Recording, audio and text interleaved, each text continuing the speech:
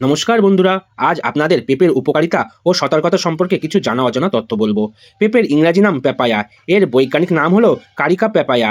এটি ক্যারিকাসি পরিবারের অন্তর্ভুক্ত। পেঁপেতে থাকা ফাইবার ও প্যাপাইন নামক এনজাইম খাবার দ্রুত হজম করতে ও কোষ্ঠকাঠিন্য দূর করতে সাহায্য করে। প্রচুর পরিমাণে ভিটামিন এ, সি ও ই থাকায় এটি শরীরের রোগ প্রতিরোধ ক্ষমতা উন্নত করে। এতে থাকা ফাইবার ও অ্যান্টিঅক্সিডেন্ট খারাপ কোলেস্টেরল কমাতে এবং ওজন নিয়ন্ত্রণে সাহায্য করে। কাঁচা পেঁপে কেটে ভাজা, ডাল বা বিভিন্ন আমিষ নিরামিষ তরকারিতে সবজি হিসাবে খাওয়া হয়। দক্ষিণ এশিয়া ও থাইল্যান্ডে কাঁচা পেঁপে কুচি করে স্যালাড যেমন সোমটাম এবং সুস্বাদু আচার তৈরি করা হয়। কাঁচা পেঁপের আঠা থেকে প্যাপাইন নামক এনজাইম তৈরি হয়, যা রান্নার সময় মাংস নরম করতে, মিট টেন্ডিরাইজার এবং প্রসেসড খাদ্য তৈরিতে ব্যবহৃত হয়। পেঁপের আঠা থেকে তৈরি উপাদান বিভিন্ন ঔষধি ক্রিম ও হজমের ওষুধ তৈরিতে কাজে লাগে। পাকা পেঁপে সরাসরি ফল হিসাবে অথবা ব্লেন্ড করে জুস, স্মুদি ও মিল্কশেক তৈরি করা হয়। এছাড়া জ্যাম, জেলি এবং মোরব্বাও তৈরি হয়ে থাকে।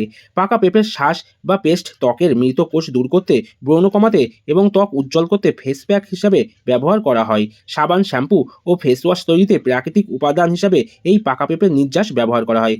পেঁপে পাতার রস ডেঙ্গু জ্বরে আক্রান্ত রোগীদের রক্তের অনুচক্রিকা বা প্লেটলেট দ্রুত বাড়াতে অত্যন্ত কার্যকরী ঘরোয়া ওষুধ হিসাবে ব্যবহার হয়। ক্যালোরি কম থাকায় ওজন কমাতে পেঁপেকে ডায়েট চার্টে রাখা হয়। পেঁপে খাওয়ার কিছু সতর্কতাও আছে।